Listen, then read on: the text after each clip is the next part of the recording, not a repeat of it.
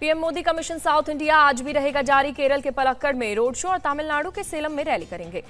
केरल के पलक्कड़ में सुबह 10:30 बजे रोड शो करेंगे पीएम मोदी। कोटा मैदान में प्रधान डाकघर तक यात्रा भी करेंगे। पीएम मोदी दोपहर 1 बजे तमिलनाडु के सेलम पहुंचेंगे। चुनावी जनसभा को करेंगे संबोधित। दिल्ली में देर रात तक चली बीजेपी कोर कमेटी की बैठक। यूपी, राजस्थान, बंगाल, महाराष्ट्र, गुजरात, हरियाणा, ओडिशा और सिक्किम में उम्मीदवारों के नामों पर हुई चर्चा। अमित शाह और जेपी नड्डा की मौजूदगी में हुई उम्मीदवारों के नामों पर चर्चा। सूत्रों के मुताबिक यूपी की 25 सीट पर हुआ मंथन।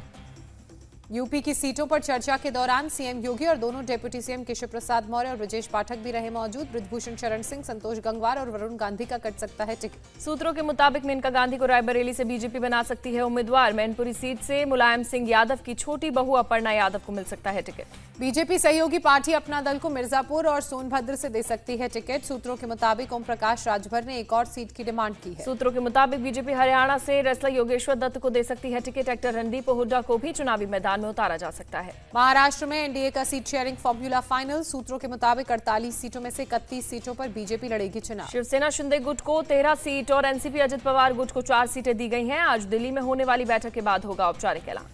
राज ठाकरे को एमएनएस के एनडीए में शामिल होने पर आज लग सकती है मुहर। एमएनएस चीफ राज ठाकरे देर रात मुंबई से दिल्ली पहुंचे। राज ठाकरे ने अपनी पार्टी के लिए 2 सीट की डिमांड की। आज इस पर हो सकता है फैसला। दिल्ली में आज कांग्रेस वर्किंग कमेटी की बैठक होगी। चुनावों और मैनिफेस्टो के साथ मौजूदा राजनीतिक हालातों पर भी चर्चा होगी। कांग्रेस की केंद्रीय चुनाव समिति में भी आज बैठक होगी। मीटिंग के बाद आ सकता है कांग्रेस की तीसरी लिस्ट। पूर्व सांसद और संजय दत्त की बहन प्रिया दत्त छोड़ सकती हैं कांग्रेस। शिवसेना शिंदे गुट का थाम सकती हैं दामन। गुजरात में चुनाव से पहले कांग्रेस को बड़ा झटका। कांग्रेस उम्मीदवार रोहन गुप्ता ने अहमदाबाद ईस्ट सीट से उम्मीदवारी वापस लेने का फैसला किया। रोहन गुप्ता ने उम्मीदवारी वापसी के लिए अपने पिता की गंभीर मेडिकल हालत को बताया कारण। कहा कांग्रेस के नए उम्मीदवार का करेंगे पूरा समर्थन। बिहार में एनडीए की सीट शेयरिंग पर फाइनल मुहर। बीजेपी 17, जेडीयू 16, एलजेपी रामविलास 5, हम और राष्ट्रीय लोक मोर्चा 1-1 सीट पर लड़ेगी चुनाव। पूर्वी और पश्चिमी चंपारण, सारण, उजियारपुर, बेगूसराय, अररिया, मुजफ्फरपुर से बीजेपी लड़ेगी चुनाव। पटना साहिब, नवादा, पाटलिपुत्र, आरा, बक्सर, सासाराम सीट से बीजेपी के उम्मीदवार चुनावी मैदान में उतरेंगे। बिहार में जेडीयू 16 सीटों पर उतारेगी उम्मीदवार। वाल्मीकि नगर, सीतामढ़ी, झांझरपुर, सुपौल, किशनगंज और कटिहार सीट से लड़ेगी चुनाव। जेडीयू पूर्णिया, मधेपुरा, गोपालगंज, सिवान, भागलपुर और बांका से भी लड़ेगी चुनाव। मुंगेर, नालंदा, जहानाबाद और शिवहर सीट से भी जेडीयू को मिला। सीटों के बंटवारे के बाद बिहार के सीएम नीतीश कुमार दिल्ली पहुंचे। बीजेपी आलाकमान के साथ आज करेंगे बैठक। उम्मीदवारों के नामों पर हो सकती है चर्चा। केंद्रीय मंत्री पशुपति कुमार पारस आज करेंगे press conference. Hajipur seat Chirag Paswan को मिलने के बाद आगे की रणनीति का कर सकते हैं खुलासा। पशुपति पारस को लेकर आरजेडी नेता सुनील सिंह का बड़ा बयान। कहा पारस के डिब्बे में कुछ नहीं, घर का वोट भी नहीं है उनके पास। पशुपति पारस को एनडीए में नहीं मिली एक भी सीट। चिराग पासवान ने कहा समय कर रहा चाचा के साथ न्याय। हाजीपुर से चुनाव लड़ सकते हैं चिराग। नीतीश कुमार के साथ होने के सवाल पर चिराग पासवान ने कहा जब बड़े लक्ष्य की प्राप्ति करनी होती है तो छोटी बातों को नजरअंदाज किया जाता है। एलजेपी रामविलास को बिहार में 5 सीटें मिली। प्रदेश अध्यक्ष राजू तिवारी ने जताया आभार। कहा एनडीए गठबंधन बिहार में सभी 40 सीट जीतेगी। आनंद मोहन की पत्नी लवली आनंद जेडीयू में शामिल। लवली आनंद जेडीयू से चुनाव लड़ेंगी। शिवहर से रमा देवी का टिकट कटा। तमिलनाडु बीजेपी अध्यक्ष अन्नामलाई ने पीएम के संस्थापक डॉक्टर रामदास से मुलाकात की। दोनों दलों के गठबंधन लगभग तय। आज सेलम में पीएम की बैठक में पीएमके की ओर से अंबुमणि रामदास भाग लेंगे। बीजेपी अध्यक्ष जेपी नड्डा आज हरियाणा के दौरे पर रहेंगे। करनाल में कई कार्यक्रमों में हिस्सा लेंगे।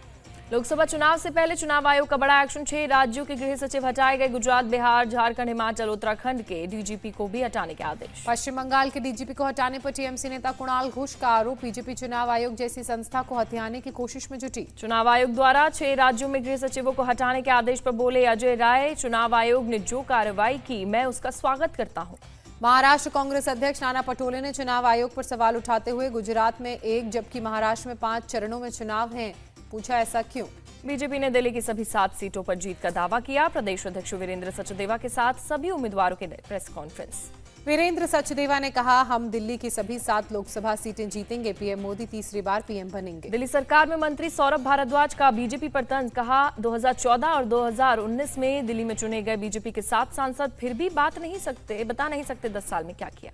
कमलनाथ के करीबी सैयद जाफर ने छोड़ी कांग्रेस। बीजेपी ज्वाइन की। रतलाम के 64 कांग्रेसी नेता भी भाजपा में शामिल। कांग्रेस कंफ्यूज पार्टी है। महाराष्ट्र के वन मंत्री और चंद्रपुर सीट से बीजेपी के उम्मीदवार सुधीर मुनगंटीवार का बयान।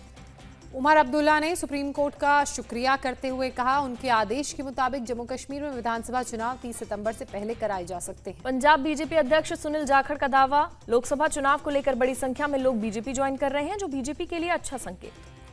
बिहार के उप मुख्यमंत्री विजय कुमार सिन्हा का बयान, बोले जंगलराज को मुख्यमंत्री ने सुधरने का मौका दिया, लेकिन आरजेडी ने उसे गुंडा राज में तब्दील कर दिया। विजय कुमार सिन्हा ने हमला बोलते हुए कहा, मुख्यमंत्री नीतीश कुमार ने सदन में भी कहा था कि ये लोग नहीं सुधरेंगे, अगर बिहार में माफिया राज है तो वो माफिया के नाम बताएं।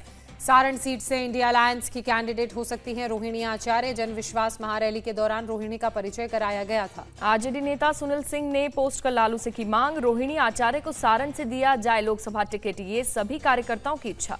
बिहार के मंत्री अशोक चौधरी ने कहा, सारण में राजीव रूडी के सामने नहीं टिकेंगी रोहिणी आचार्य, लालू यादव को भी हरा चुके हैं रूडी। सुप्रीम कोर्ट में आज सीएए को लेकर सुनवाई, याचिका में नागरिकता संशोधन कानून पर रोक लगाने की मांग की गई। शराब घोटाला मामले में जेल में बंद आम आदमी पार्टी नेता संजय सिंह आज राज्यसभा सांसद के रूप में शपथ लेंगे। दिल्ली की राउज एवेन्यू कोर्ट ने दी इजाजत। दिल्ली शराब नीति घोटाला केस में ईडी का बड़ा खुलासा, बीआरएस नेता के कविता ने आम आदमी पार्टी के नेताओं को दिए 100 करोड़ रुपए।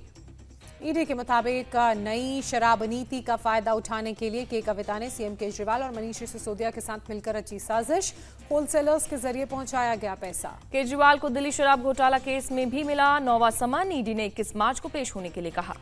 शराब नीति घोटाला मामले में सीबीआई ने मनीष सिसोदिया की जमानत का विरोध कर कहा, आम आदमी पार्टी के कई हाई प्रोफाइल नेताओं की हो सकती है गिरफ्तारी। दिल्ली के मुख्यमंत्री अरविंद केजरीवाल पर ईडी के बयान पर दिल्ली सरकार में मंत्री आतिशी ने कहा, ईडी के पास केजरीवाल के खिलाफ एक पैसे का सबूत नहीं है।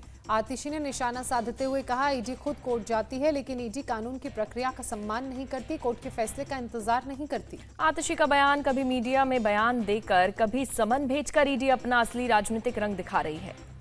दिल्ली के पूर्व मंत्री सत्येंद्र जैन की जमानत याचिका खारिज होने पर बीजेपी सांसद मनोज तिवारी ने कहा, दिल्ली की जनता की आंखें अब खुल रही हैं। बीजेपी नेता बासुरी स्वराज ने केजरीवाल को लापरवाह नेता बताया, कहा जांच से भागकर उन्हें क्या हासिल होगा, जनता उन्हें सबक सिखाएगी। पश्चिम बंगाल से बीजेपी विधायक अग्निमित्रा पॉल ने कहा, अगर केजरीवाल ने कुछ नहीं किया तो जांच से डर क्यों रहे हैं, ईडी का सामना। दिल्ली की तिहाड़ जेल में बंद ठगी केस का आरोपी सुकेश चंद्रशेखर ने के कविता को लिखी चिट्ठी, कहा भ्रष्टाचार का सारा पिटारा खुलेगा, सीएम केजरीवाल पर भी कसा तंज। शक्ति पर दिए बयान पर घिरने के बाद राहुल गांधी का ट्वीट, कहा जिस शक्ति का मैंने जिक्र किया, जिस शक्ति से हम लड़ रहे हैं, उस शक्ति का मुखौटा मोदी जी हैं। राहुल ने कहा, पीएम मोदी एक ऐसी शक्ति हैं जिन्होंने भारत की आवाज को, भारत की संस्थाओं को, सीबीआई, आईटी, ईडी को, चुनाव आयोग को अपने चंगुल में दबोच रखा है। कांग्रेस नेता दिग्विजय सिंह का बयान, प्रधानमंत्री मोदी की सरकार में है आसुरी शक्तियां। राहुल के शक्ति वाले बयान पर सियासी संग्राम, तेलंगाना की रैली में पीएम ने कहा, शक्ति के लिए लगा दूंगा जान की बाजी, मेरे लिए हर महिला शक्ति का रूप। पीएम मोदी बोले, विपक्ष की लड़ाई शक्ति के खिलाफ, पर मेरे लिए हर मां, हर बेटी शक्ति का रूप। शिवमोगा पहुंचकर पीएम मोदी ने कहा, कई राजनीतिक दल कहते हैं नारी शक्ति मोदी की साइलेंट वोटर है, मेरे देश की नारी शक्ति वोटर नहीं, मां शक्ति स्वरूपा है। पीएम मोदी ने कहा, कांग्रेस सरकार ने कर्नाटक की साख को धक्का लगाया, एनडीए के सांसद चुनकर आए तो केंद्र की योजनाओं को अच्छी तरह से लागू कराएंगे। कर्नाटक में बीजेपी के लिए अपार जन समर्थन देखकर भ्रष्टाचार और तुष्टीकरण में डूबे इंडी गठबंधन की नींद उड़ गई होगी, पीएम मोदी का बयान। बीजेपी नेता तरुण चुग ने शक्ति वाले बयान को लेकर राहुल गांधी पर निशाना साधते हुए उन्हें हैबिचुअल ऑफेंडर करार दिया। निषाद पार्टी के प्रमुख संजय निषाद का बयान, जनता ने पीएम मोदी को शक्ति दी है और देश को शक्तिशाली बनाने का संकल्प लिया है। पीएम मोदी ने तमिलनाडु के कोयम्बटूर में रैली की, प्रदेश बीजेपी प्रमुख के अन्नामलाई और केंद्रीय मंत्री एल मुरुगन भी मौजूद रहे।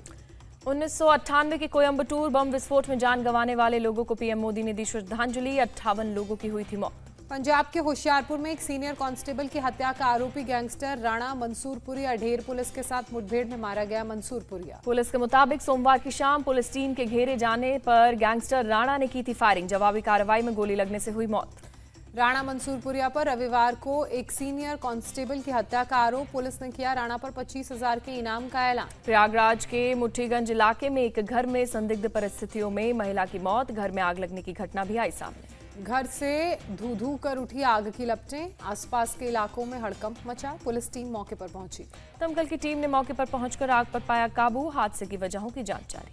मुरादाबाद में बदमाश से रेलवे पुलिस की मुठभेड़, जहर खुरानी गैंग के सरगना को लगी गोली, पुलिस ने किया अरेस्ट। मुंबई में मंत्रालय में एक शख्स ने की आत्महत्या की कोशिश, ऊपर से छलांग लगाने के बाद जाली पर गिरा, कोई नुकसान नहीं। पुलिस ने शख्स को हिरासत में लिया, बोरीवली का निवासी बताया जा रहा है युवक, पुलिस जांच में जुटी। मंत्रालय में अधिकारी के बर्ताव से तंग आकर खुदकुशी की कोशिश की खबर, हादसों को रोकने के लिए ही मंत्रालय की बिल्डिंग में जाली लगाई गई। लोकसभा चुनावों को लेकर उत्तर प्रदेश के एटा में वारंटी अभियुक्तों की गिरफ्तारी को लेकर बड़ा अभियान, 12 घंटे के अंदर 121 अभियुक्त गिरफ्तार। अहमदाबाद क्राइम ब्रांच ने गुजरात यूनिवर्सिटी हॉस्टल में हुई घटना के मामले में 2 और आरोपियों को किया गिरफ्तार।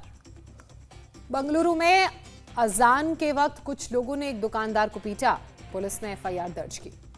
पीड़ित दुकानदार का आरोप, अजान के वक्त हनुमान चालीसा बजाने पर की गई पिटाई, जान से मारने की भी धमकी मिली। बीजेपी सांसद तेजस्वी सूर्या का आरोप, जब से कर्नाटक में कांग्रेस की सरकार बनी है तब से सामाजिक सौहार्द बिगड़ा है। आंध्र प्रदेश में झींगा और समुद्री खाद्य प्रोसेसिंग में बढ़ा, महिलाओं के लिए रोजगार का मौका, आर्थिक स्वतंत्रता और सामाजिक रूप से मजबूत बनाने में निभा रहा भूमिका। इंडियन एयरफोर्स के लड़ाकू विमानों और ट्रांसपोर्ट प्लेन्स ने आंध्र प्रदेश में हवाई पट्टी का किया परीक्षण, विमानों ने की सफल लैंडिंग। मथुरा पर चढ़ने लगा होली का खुमार, बरसाना में महिलाओं ने जमकर खेली लठमार होली। दूर दूर से मथुरा पहुंच रहे लोग भी होली के रंग में सराबोर नजर आए, नाच गाकर मस्ती में झूमे। पंचकुला के गुरुद्वारा श्री नाडा साहिब पहुंचे हरियाणा के सीएम, नायब सैनी ने गुरुद्वारे में टेका माथा, प्रार्थना कर मांगा आशीर्वाद। पाकिस्तानी खुफिया एजेंसी आईएसएस के पूर्व chief lieutenant general Faiz Hamid का भाई नजफ हामिद गिरफ्तार, भ्रष्टाचार और पद के दुरुपयोग का आरोप। इंडियन प्रीमियर लीग से ठीक पहले मुंबई इंडियंस को लगा बड़ा झटका, तेज गेंदबाज जेसन बेंडॉफ हुए चोटिल। मुंबई इंडियंस ने चोटिल जेसन की जगह तेज गेंदबाज ल्यूक वुड को टीम में शामिल किया, 50 लाख रुपए की कीमत पर मुंबई इंडियंस से जुड़ेंगे वो। मुंबई इंडियंस को सूर्य कुमार की फिटनेस को लेकर बीसीसीआई से अपडेट का इंतजार, सूर्य कुमार का जर्मनी में हुआ हर्निया का ऑपरेशन पूरी तरह से ठीक होने में लग रहा है समय। लखनऊ सुपर जायंट्स के कप्तान केएल राहुल को एनसीए से आईपीएल खेलने की मिली मंजूरी, शुरुआती मैचों में विकेट कीपिंग से रह सकते हैं दूर। इंग्लैंड के खिलाफ हैदराबाद टेस्ट में केएल राहुल के पैर में लगी थी चोट, लंदन में कराया इलाज। विराट कोहली बेंगलोर में आरसीबी के इवेंट में लेंगे हिस्सा, कोहली ने टीम के साथ प्रैक्टिस कैंप में जमकर बहाया पसीना। गुजरात टाइटंस के कप्तान शुभमन गिल अपनी टीम से जुड़े, गुजरात ने नए कप्तान का होटल में ढोल के साथ स्वागत किया।